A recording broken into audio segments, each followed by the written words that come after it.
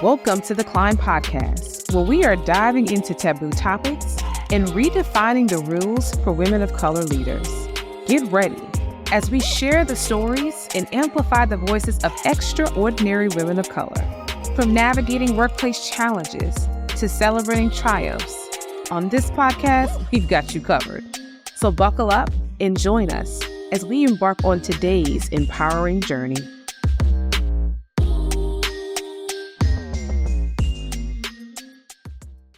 Welcome to the Climb Podcast, where we empower women of color in the pursuit of leadership and managerial roles. I'm your host, Felicia Smith, the founder of The Climb, a 501c3 organization committed to increasing the number of women of color in leadership and managerial positions. And each week, we dive into topics that have been taboo, mystified, and just straight up not talked about, and dive into those topics to give you the real and relevant. And today is a special episode because for the last several months, I've been asking for listener letters because I want to hear from our audience and kind of talk about some of the challenges that they've been experiencing. So today we have 2 listener letters that I'm going to read for you and then give my 2 cents. Now, there is in no way that my opinions on these letters are wholesome. As you know, you get a letter, it has a portion, but never the whole of the story. So I'm going to give kind of general advice in the way that I particularly think through some of these scenarios. So let's get started. So our first letter. Hey, Felicia, I've been listening to your podcast for a while now, and I can't tell you how much it's helped me to grow personally and professionally.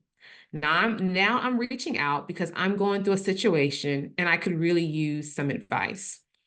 Recently, I was promoted to a lead of a team that I used to be a part of. While I'm excited about this new opportunity, it's been much harder than I anticipated.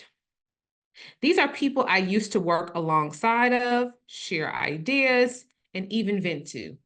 Now I'm in charge of managing them, and the shift has been awkward. Some of my peers seem to struggle with seeing me as their leader.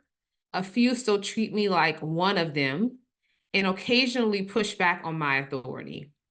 Others seem to have distanced themselves, and I can't help but feel like they're questioning whether I'm qualified to lead them. I want to gain their respect without coming off as bossy and overly assertive, but I'm finding it hard to strike that balance. I also don't want to lose the camaraderie we've had before, but it feels like a line has been drawn between us. How do I navigate this tricky transition from peer to leader? I want to lead effectively while still maintaining the positive relationships I've built with my team. Any advice or insight would be appreciated. Thank you for creating a space where we could talk about these openly. Okay, so this in particular is something that's very common. In some organizations, when they are looking, which they should, by the way, when they are looking for the next leader, they often go and promote within. And sometimes that person has been a part of that team. They've been one of the girlfriends, someone who they can confide in. And now, with one snap, they've gone from a part of the team to leading the team. And as she said, that's a tough transition because now you're just no longer a part of the crew, you are managing the crew. So let me start off by saying what oftentimes we don't want to say. And that is a line has been drawn, okay? You are no longer just a member of the crew. People don't see you as the way that they saw you before you walked into this. And honestly, they shouldn't, right? You don't see your supervisor currently as the same person. If you guys were hanging out and then they became supervisor, you wouldn't see them as the same person because it's no longer just colleague to colleague. Now, this is the person that writes your appraisals, that's in charge. You're in charge of their rating, in charge of their bonuses. So they can't look at you the same. It would be unrealistic to even ask them to look at you the same way.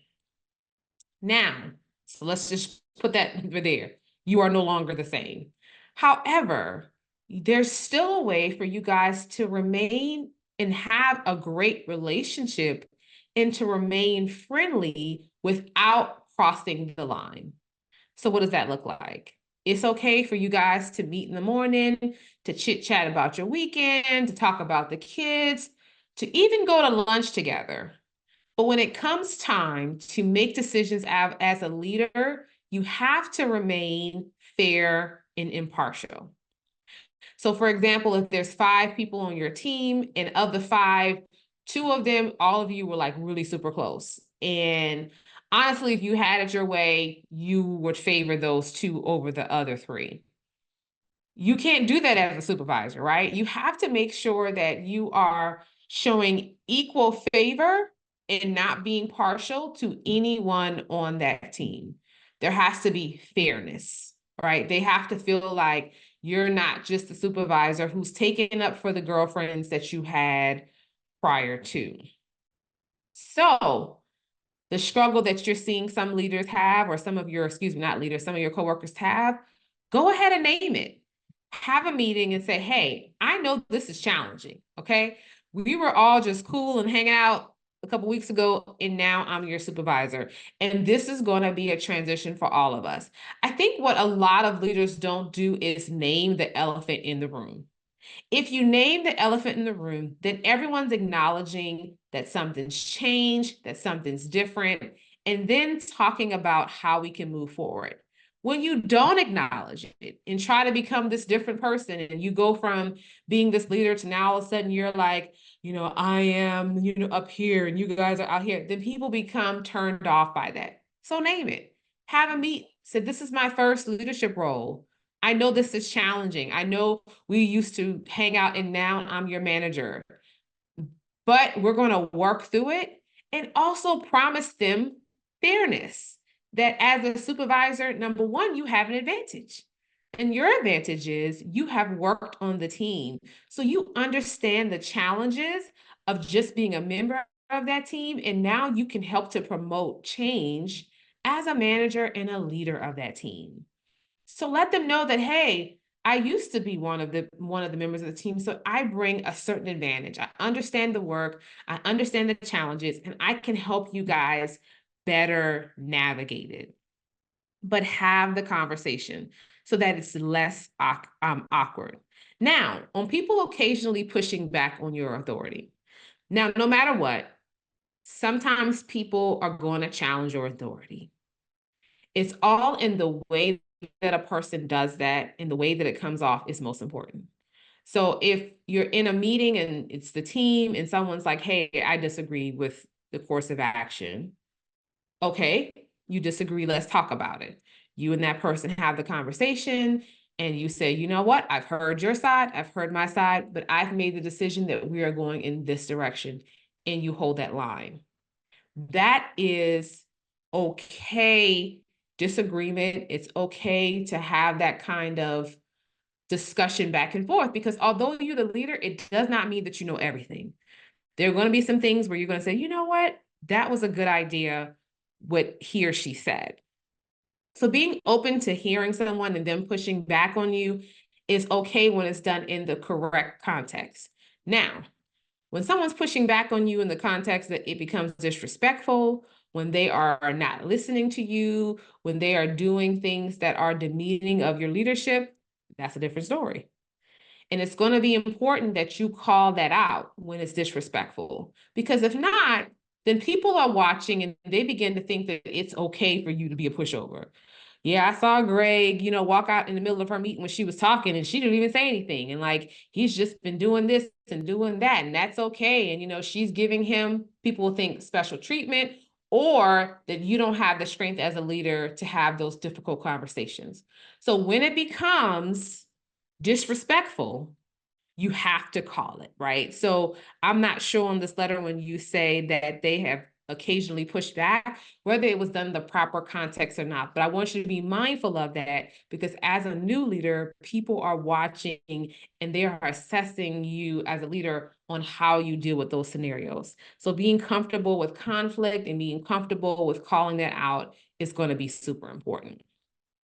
Okay, the other piece you're concerned about coming off bossy and overly assertive.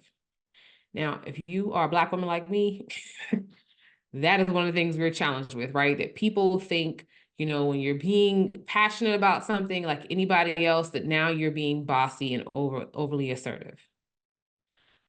More than likely, when you're being bossy and overly assertive, right? There's a way about yourself, if you're connected with you, that when you're being bossy and overly assertive. But you also know when you're just driving home the point. And it's okay to drive home the point, and for some people to think that that's being bossy, right? You can't change everyone's mind or thoughts about who you are, as long as when you go home at night and you lay your head down, you're able to make peace with yourself, knowing that you did the best you can that day and you were the best person you could be. That is all that matters. What others think about whether you were bossy or not, that is their thoughts. They are free to have those opinions, but it's important that you do what's right as a new leader and not be concerned about people feeling like you're bossy and over assertive. Your goal is to be an even keel leader, to do the best you can, to be fair, but also to be passionate enough to speak up when things are not going right. So my final advice on this one: how do you navigate this tricky transition?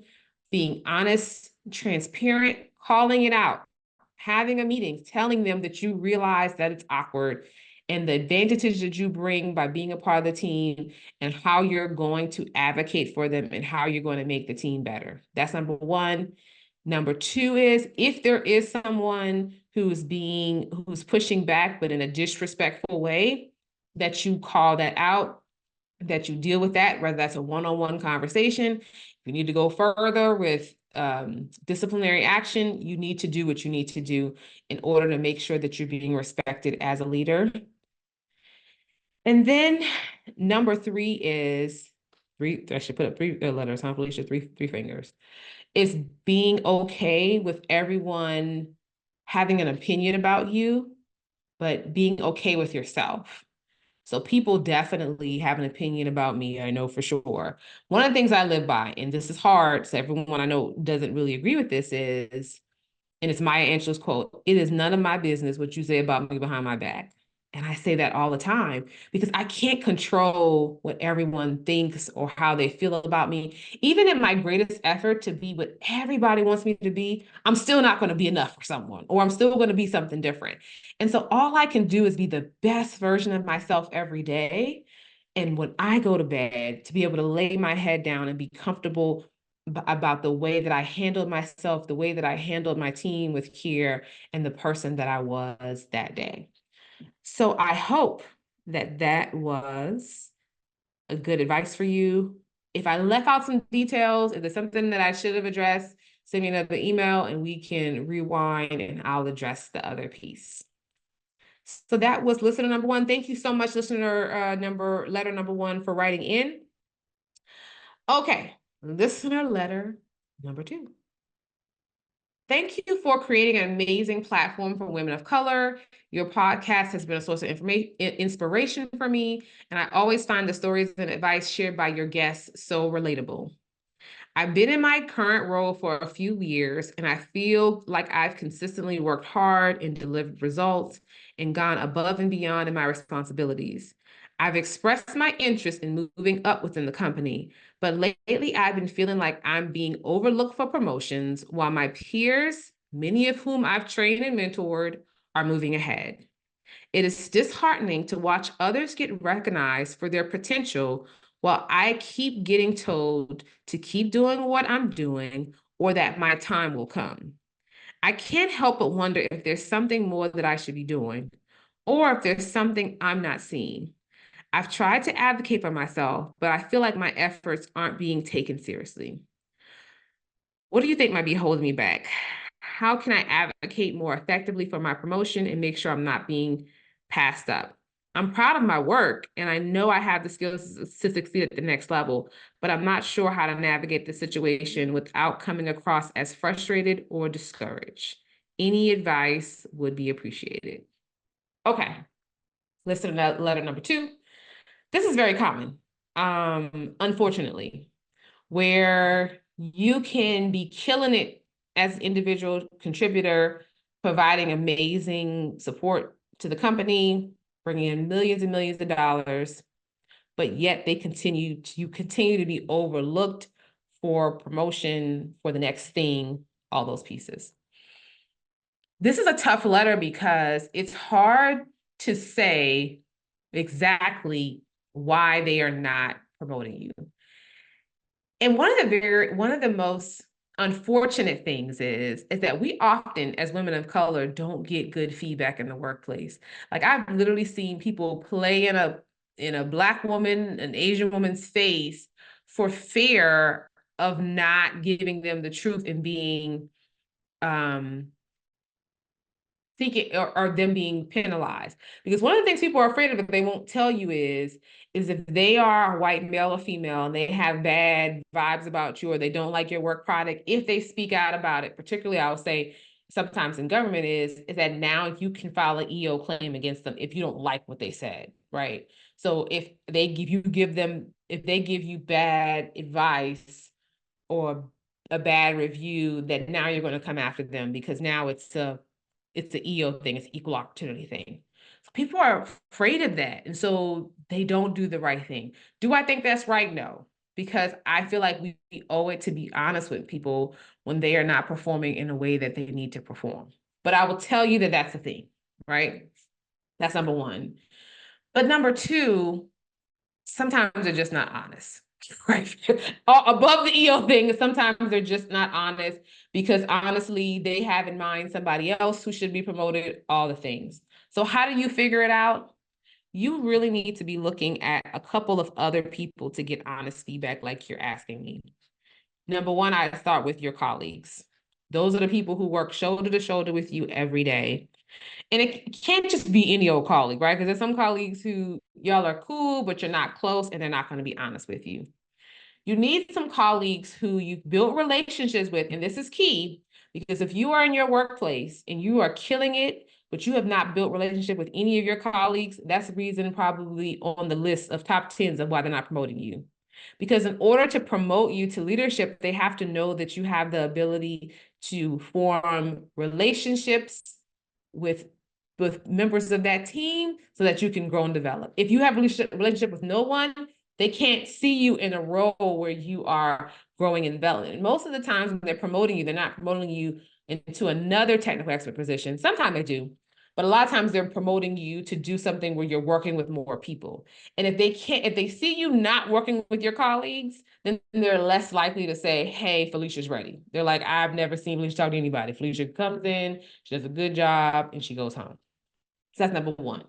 But if you've built those relationships, meeting with your colleagues and saying, hey, I just want really honest feedback.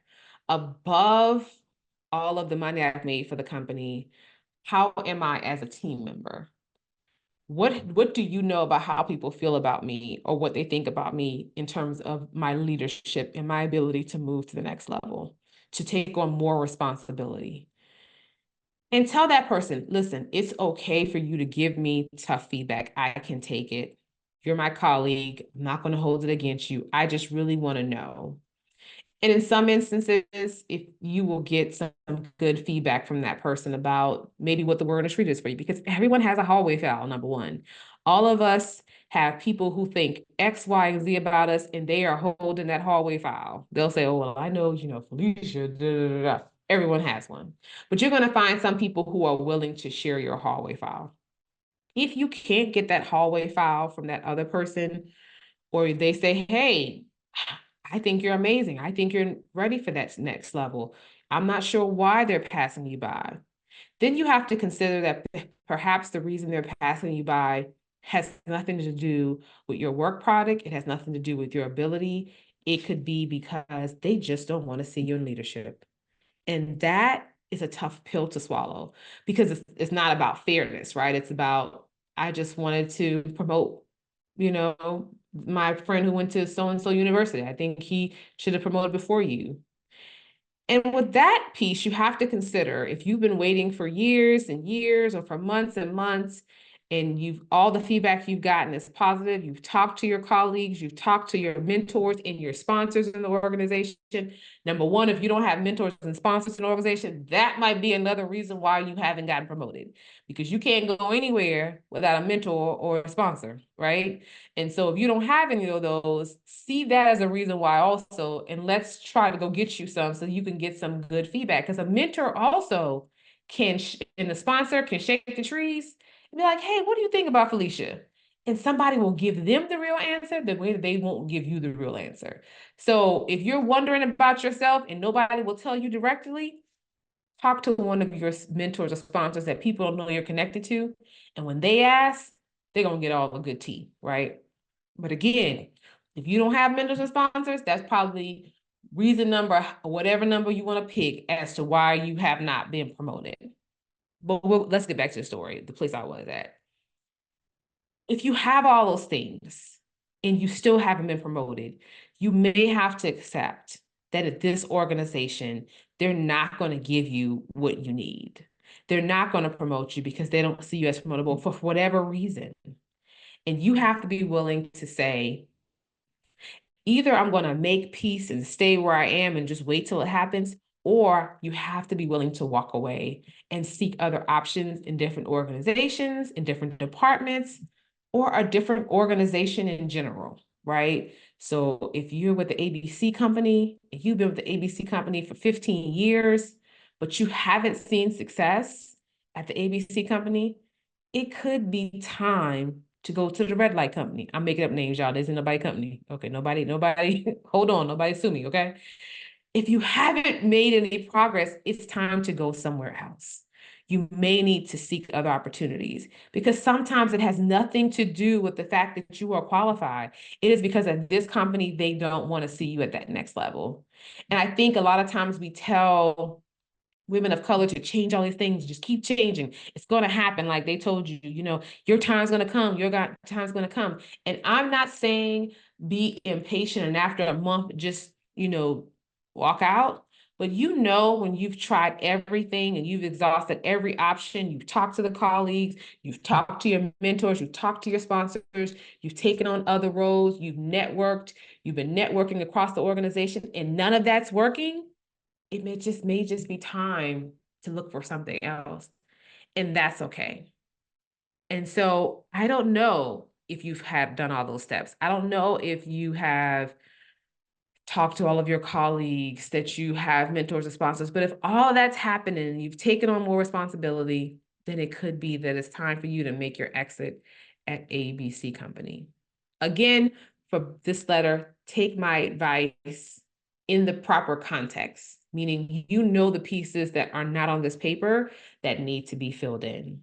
But I hope I've given you something that will help you to figure out how you'd like to move forward. Those are 2 listener letters, guys. I've so enjoyed kind of talking through these scenarios. I am a mentor personally, along with being a coach, and it's something that I really enjoy. I think it's important to be able to impart whatever we can with someone who's dealing with these challenges. Hey, I want to know you guys' thoughts. Did I say the right thing?